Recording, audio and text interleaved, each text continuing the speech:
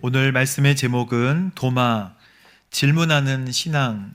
이제 12제자 중에 도마 이야기를 함께 나누고 하나님께서 우리에게 무엇을 원하시는지에 관하여 함께 말씀을 살펴보도록 하겠습니다. 먼저 24절과 25절 말씀을 함께 다시 한번 읽어보도록 하겠습니다. 시작. 12제자 중 하나인 도마는 예수께서 오셨을 때 제자들과 함께 있지 않았습니다. 그래서 다른 제자들이 보았소 하고 말했으나 도마는 그들에게 내가 내 눈으로 그분의 손에 있는 못자국을 보고 내 손가락을 그 못자국에 넣어보며 내 손을 그분의 옆구리에 넣어보지 않느냐 믿을 수 없소 하고 말했습니다. 아멘. 사실 아멘 하기에 좀 그런 구절이죠. 믿지 못하겠소 라고 말하는 것이니까. 10명의 제자들과 또 여인들이 부활하신 예수님을 만납니다. 근데 그들은 이 소식을 도마에게도 전했는데 내가 보기 전까지는 믿지 못하겠다 라고 얘기하고, 이 말씀이 의심과 불신같이 보이지만 사실 도마의 삶을 나중에 다 전체적으로 살펴보면 예수님을 더 강하게 그리고 더 깊이 믿고 싶은 도마의 몸부림이 아니었을까라는 생각을 하게 됩니다. 여러분, 성경에서 가장 의심이 많은 사람 이름을 댄다면 도마 이렇게 대답하겠죠. 도마의 별명 디두모라고 하는 별명이 있는데 디두모는 쌍둥이라는 뜻입니다. 쌍둥이라는 헬라어고 도마는 아람어로 쌍둥이에요. 그러니까 디두모라 하는 도마, 쌍둥이라 하는 쌍둥이, 뭐 이런 말이죠. 헬라어에 익숙한 독자들이, 그러니까 로마 통치 아래 헬라어에 익숙한 독자들이 도마 또 디두모 알아듣기 쉽게 하기 위해 이름을 두 개를 썼다는 것을 알 수 있습니다. 마태, 마가, 누가, 요한복음에 다 도마 이름이 나옵니다. 그런데 마태복음과 마가복음과 누가복음에는 12제자 중에 디두모라 하는 도마, 이런 식으로 도마 이름이 나오고, 요한복음에만 도마의 이야기가 구체적으로 나오는데 첫 번째 이야기는 그것입니다. 예수님께서 요한복음 10장에 보면 나는 선한 목자다 이렇게 말씀하시잖아요. 선한 목자는 양들을 위해 뭐를 버린다? 그렇죠. 목숨을 버린다 라고 목자, 사꾼 목자와 선한 목자에 관하여 아주 친절하게 예수님께서 알려주실 때 결국에는 그것을 설명하기 위하여 양들은 내 음성을 듣는다, 나도 양의 이름을 다 안다 이렇게 설명하시면서 나와 아버지는 하나다, 나를 본 자는 아버지를 보았다 이렇게 막 설명하실 때 사람들이 부르르 떨면서 아니 이거 신성모독 아닌가 그러면서 돌을 들어 예수님을 치려 했습니다.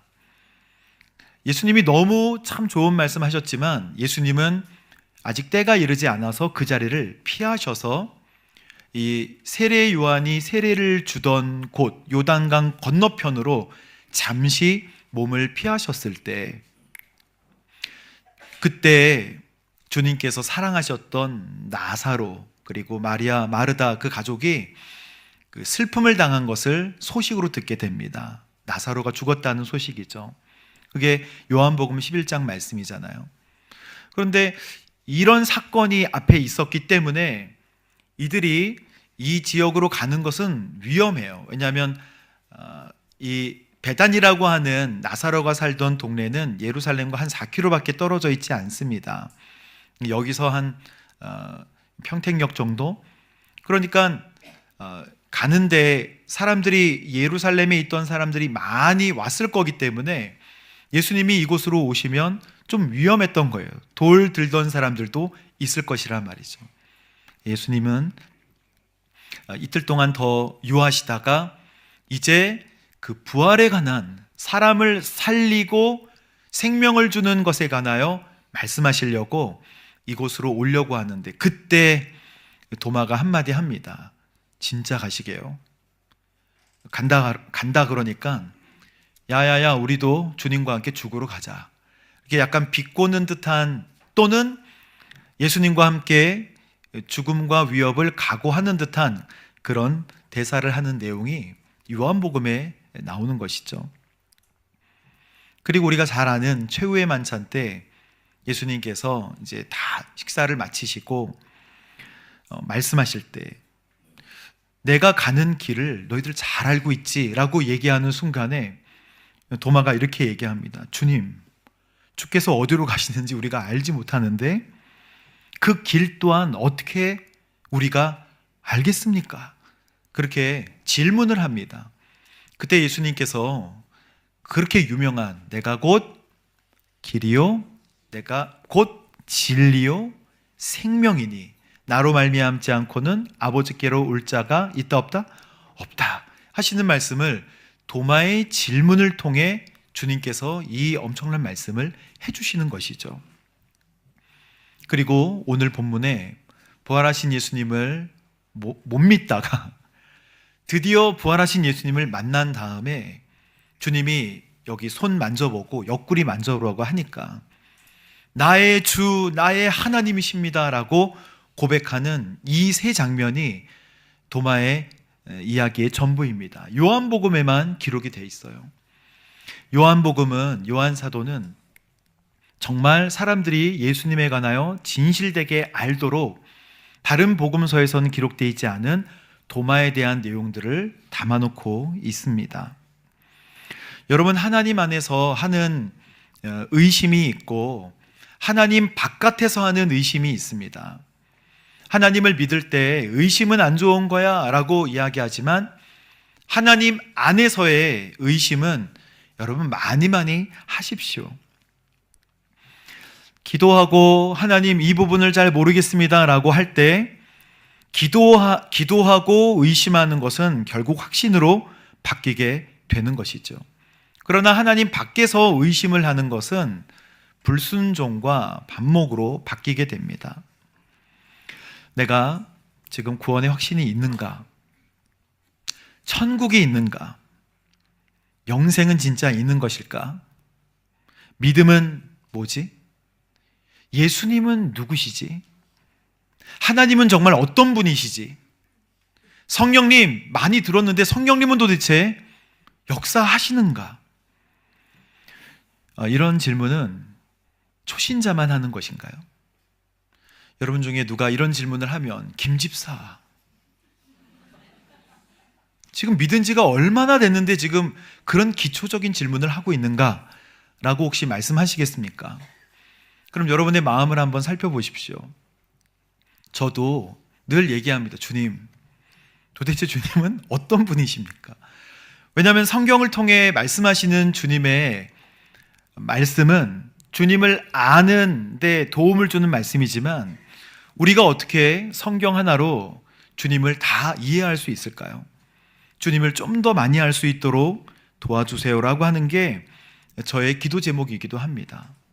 그러니까 질문은요, 믿음의 반대가 아니에요. 하나님 안에서 여러분 궁금한 것들 많이 물어보십시오. 때로는 주님, 제가 믿음 생활하는 게 제대로 하는 것입니까? 제가 하나님에 관하여 믿고 있는 이 믿음이 진짜 하나님 원하시는 믿음입니까? 지금 저는 기도를 제대로 하고 있나요? 하나님 어떤 분이신지를 보여주세요. 주님 말씀해 주세요 라고 하는 것은 우리 천국 갈 때까지의 우리의 믿음 생활에 반복돼야 되는 질문인 줄로 믿습니다. 여러분, 질문에 관하여 자유로우십시오. 의심, 하나님 안에서의 의심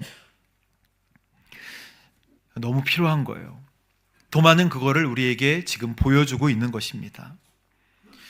스승이신 예수님이 십자가에 달려 죽으시자마자 제자들은 본인들도 잡혀서 죽을까 봐 엄청나게 두려워해서 어디 한 군데 몰려 있었습니다. 그런데 이 스토리는 그래요. 예수님께서 그 안으로 들어오신 거예요. 문을 잠그고 모여 있었는데 그들 가운데 쑥 들어오셔서 뭐라 말씀하시냐면 너희에게 평강이 있을지어다. 에이레네, 너희에게 평강이 있을지어다. 예수님은 오셔서 제자들에게 뭘 보여주셨냐면 믿으라고 손과 옆구리를 딱 보여주십니다. 제자들은 성경에 보면 너무 기뻐했대요. 왜냐하면 죽었던 스승이 다시 오셨잖아요. 너무 기뻤는데 기쁜 걸로 끝났어요. 너무 기뻤지만 기뻐하고 움직이지를 못했습니다. 그때 도마가 그 자리에 없었습니다. 그런데 제자들에게 하신 말씀이 있는데 예수님께서는 숨을 길게 내쉬시면서 성령의 충만을 받으라, 그렇게 말씀하십니다. 제자들에게 지금 가장 필요한 것은 뭐예요? 성령의 충만. 그리고 주님께서 말씀하십니다. 내가 이제 보내는 곳으로 너희들은 가야 한다. 주님께서 제자들에게 성령 충만에 관하여 말씀하신 이유는 요한복음 16장 7절 말씀 때문입니다. 한번 읽어볼까요? 내가 떠나가는 것이, 내가 떠나가지 않으면, 그러나 내가 가면 보혜사, 보호하고 은혜를 베푸시고 가르쳐 주시는 성령님. 예수님은 제자들에게 오셔서 성령 충만이 답이라고 말씀하시고 성령 충만이 우리의 열쇠라고 말씀하여 주십니다. 그리고 제일 마지막에 이렇게 말씀하십니다. 요한복음 20장 23절에 보면 만일 너희가 누구의 죄든지 용서를 하면 그 죄는 용서함을 받을 것이고 용서하지 않으면 그 죄는 그대로 있을 것이다. 이 제자들의 용서의 능력이 있다고 말씀하신 게 아니라 어떤 사람들의 죄를 용서를 하는 것을 선포한다면 그들에게 이미 용서되어 있는 것을 이야기하는 것이다. 원어로는 그렇습니다. 직역을 하면 어떤 이들을 붙들어 둔다면 이미 그들은 붙들려 있는 것이다. 그것을 알도록 너희들은 선포를 하라, 그거예요. 이미 하나님께서 이루셨기 때문에 선포해라, 선언해라. 제자들의 역할은 그래서 증인이 되는 거예요. 선포와 선언을 하는 것입니다. 여러분, 도마는 근데 이 자리에 없었기 때문에 이 이야기를 듣지 못해서 믿지 못하고 그리고 의심하죠. 아마 저도 그 자리에 있었다면 글쎄, 내가 직접 눈으로 보지 못하면 난 믿지 못할 것 같아 라고 이야기할 거예요. 여러분은 어떻습니까? 여러분도 그 자리에 없었다면 믿지 못하시겠죠. 근데 예수님이 8일 후에, 정확히 8일이 지난 후에 다시 오시는 말씀이 26절 말씀입니다. 함께 읽어보겠습니다. 시작. 8일 후에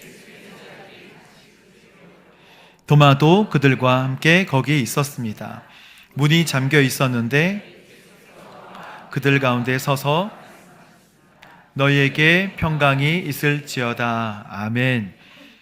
8일 전에 예수님이 제자들을 만나시고 그리고 도마는 8일 동안 궁금했을 거예요.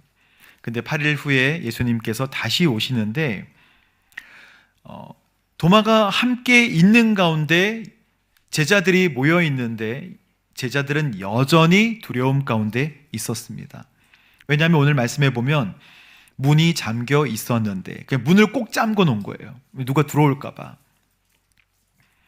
근데 예수님이 그 문으로 쑥 들어오십니다.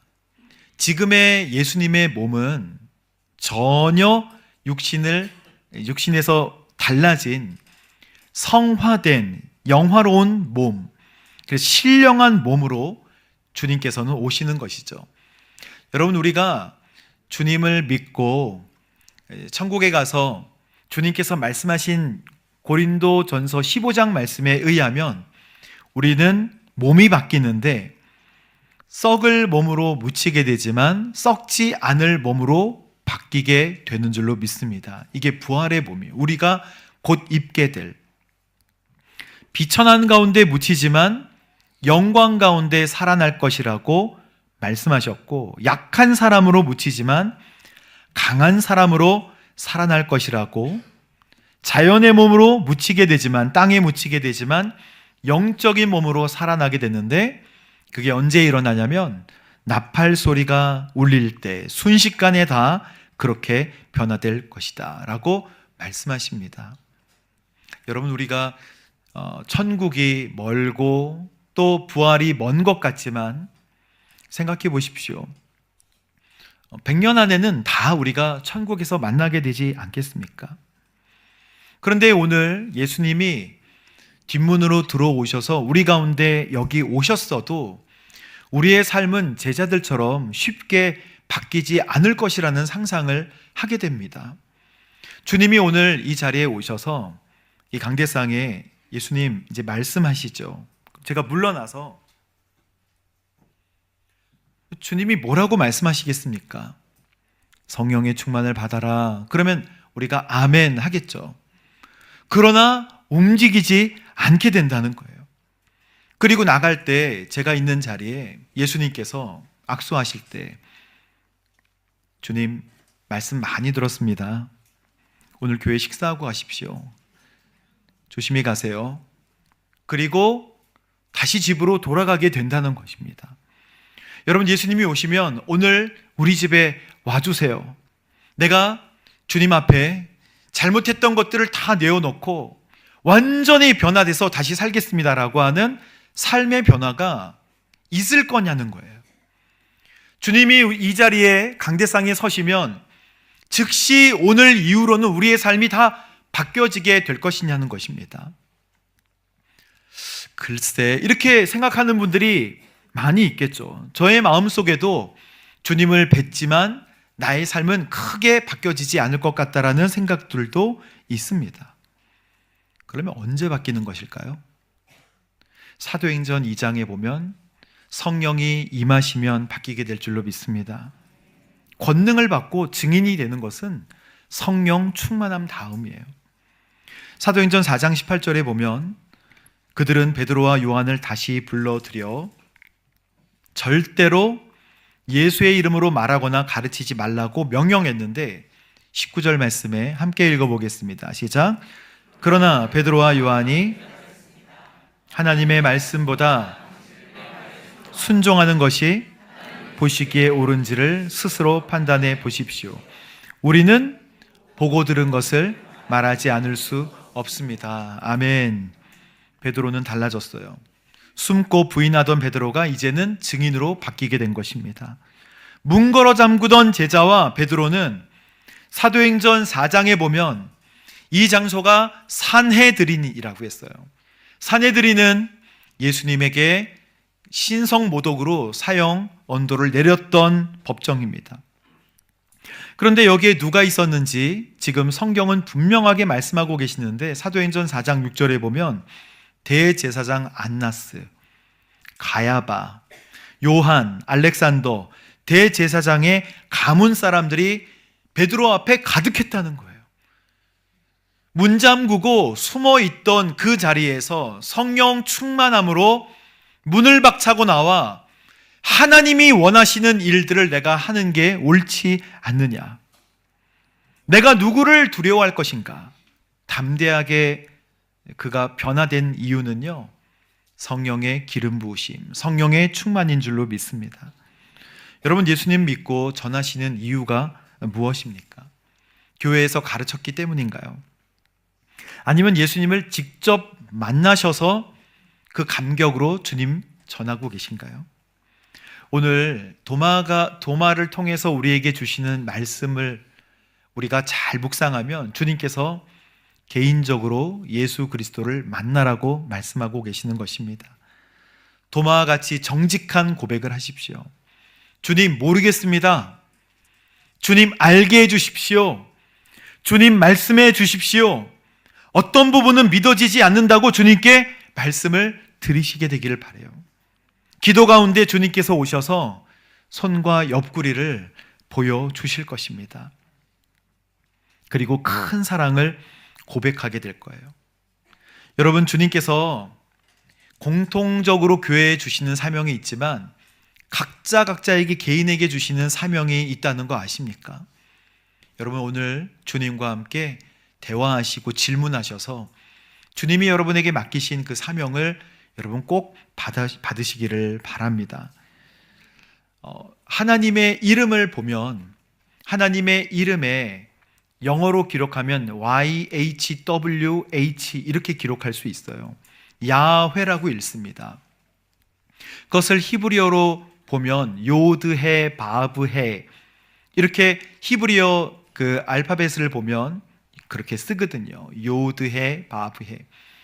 히브리어는 상형 문자예요.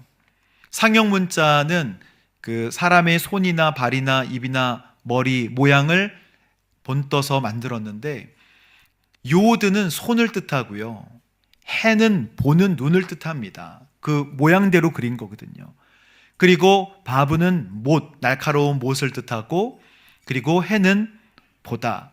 그래서 야훼라고 하는 YHWH 하나님의 이름 야훼라는 말의 히브리어 모양을 이렇게 번역해 보면 손을 보고 그 다음에 무엇을 봐요? 무엇을 봐요? 못을 봐라.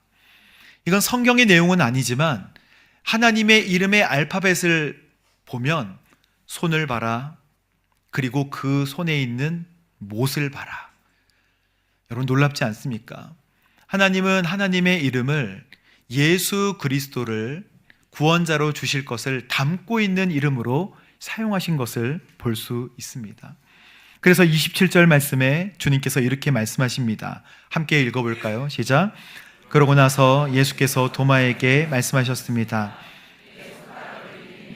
내 손을 만져보고 내 옆구리에 넣어보아라. 믿음 없는 사람이 되지 말고.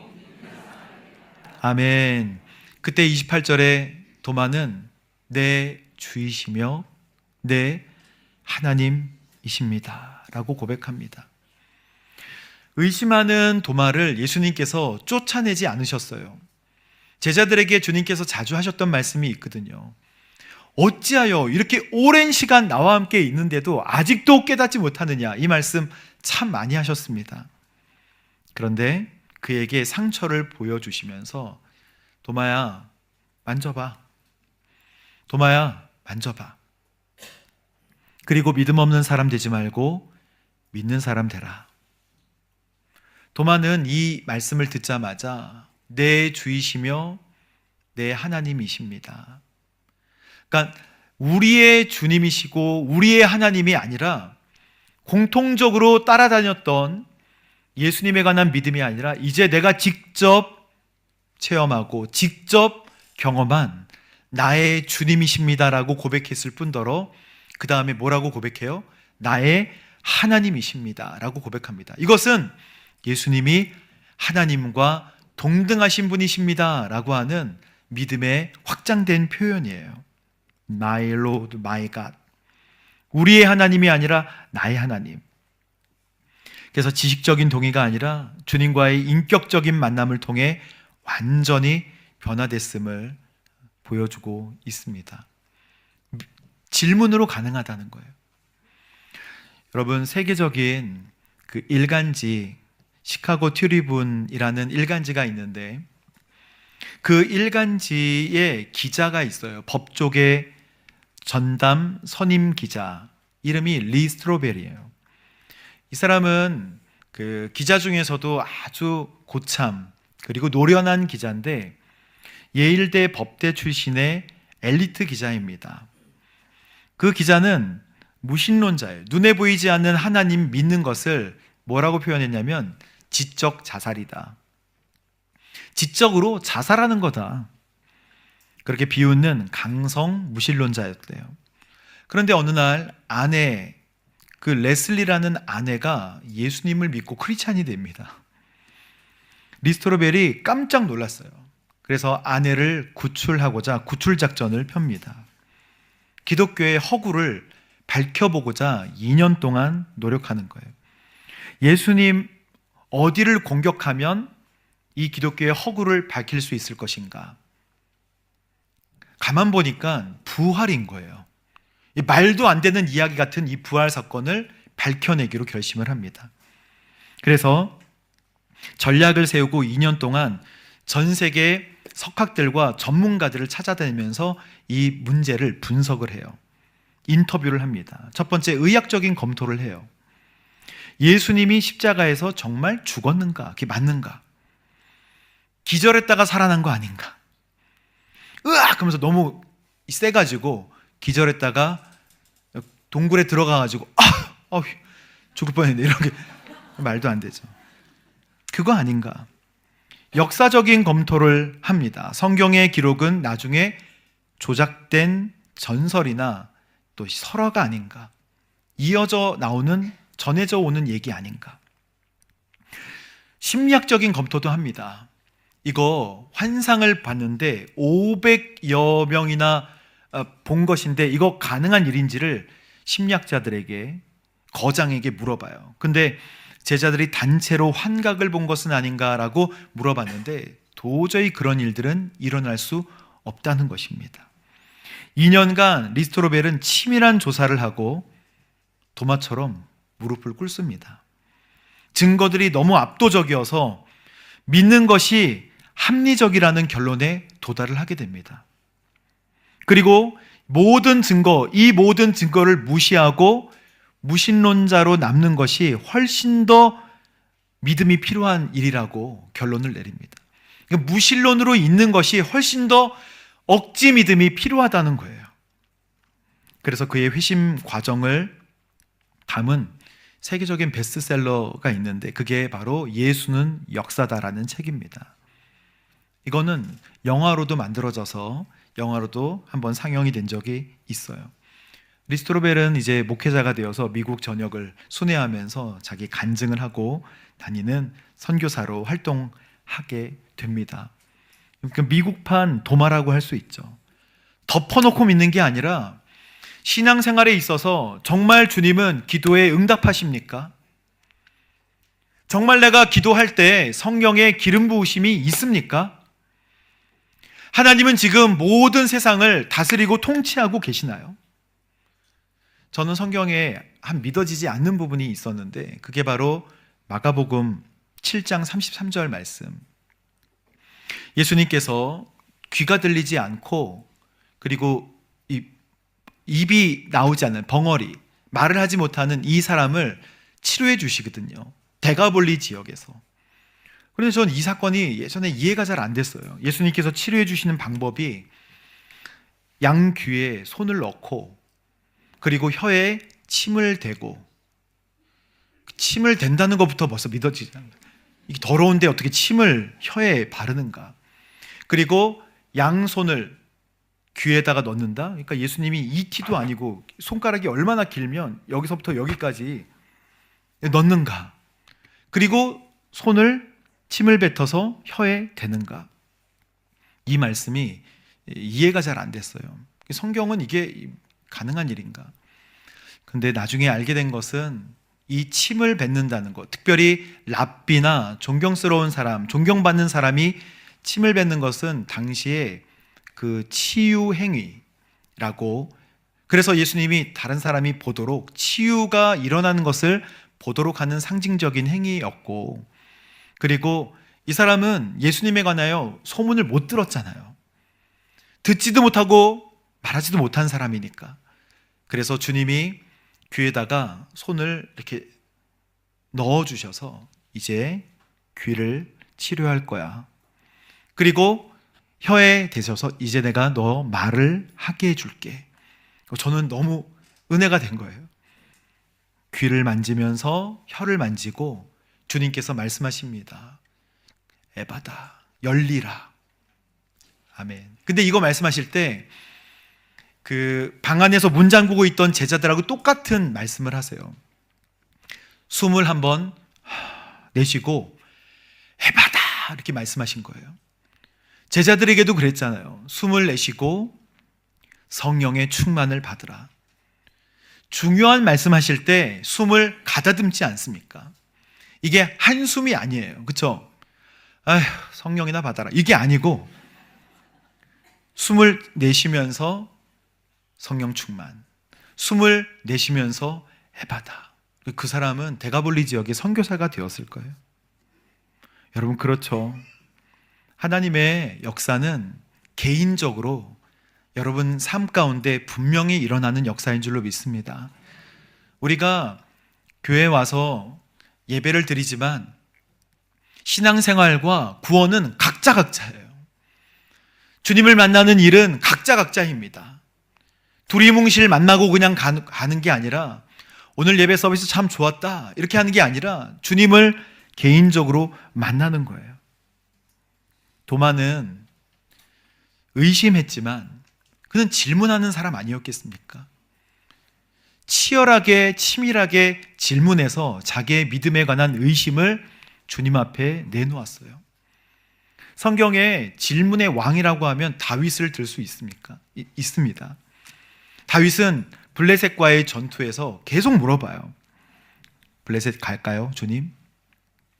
블레셋 칠까요?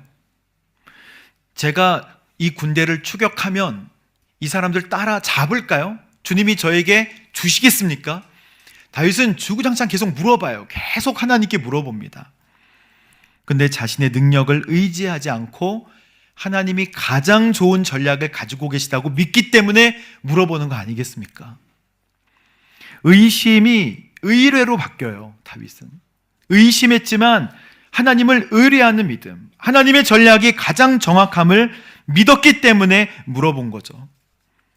고통스러울 때 불평하지 않고 하나님 왜 이런 거 주세요? 라고 물어보지 않고 하나님 앞에 자꾸 질문합니다.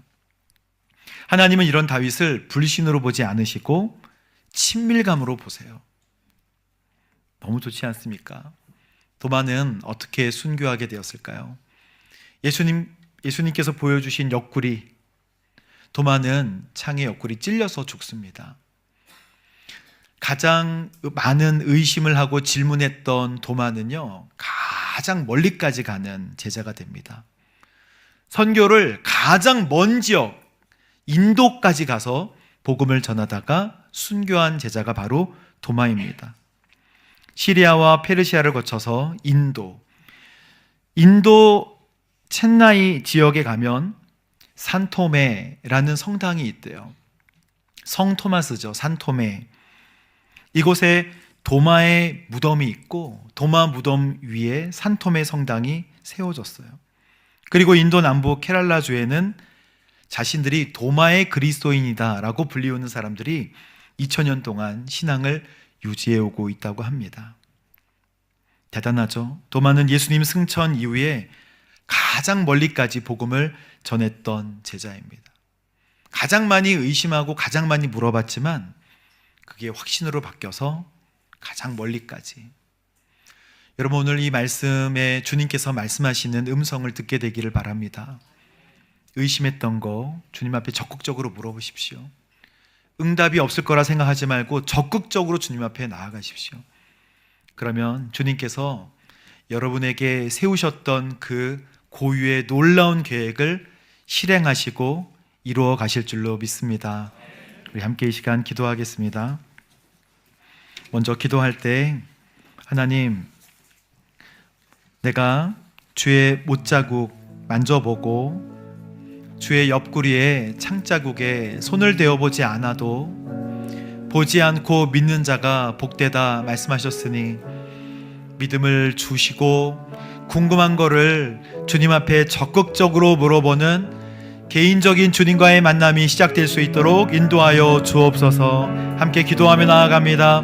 아버지 하나님, 오늘 이 말씀을 통하여 주께서 주시는 말씀을 생생하게 실천하고 깨닫게 되기를 원합니다. 아버지, 그동안 의심되고 또한 믿어지지 않았던 성경의 영역과 하나님의 성령의 임재하심과 하나님 구원하심과 역사하심 그리고 하나님의 이끄심에 관하여 아버지 궁금했다면 적극적으로 물어보고 하나님 확신을 가지는 도마의 믿음이 오늘 나의 믿음 될 수 있도록 인도하여 주옵소서. 하나님, 이제 의심이 떠나가고 하나님을 개인적으로 만나며 삶에 주님께서 주시는 놀라운 비전과 사명이 하나님 확실해질 수 있도록 인도하여 주옵소서.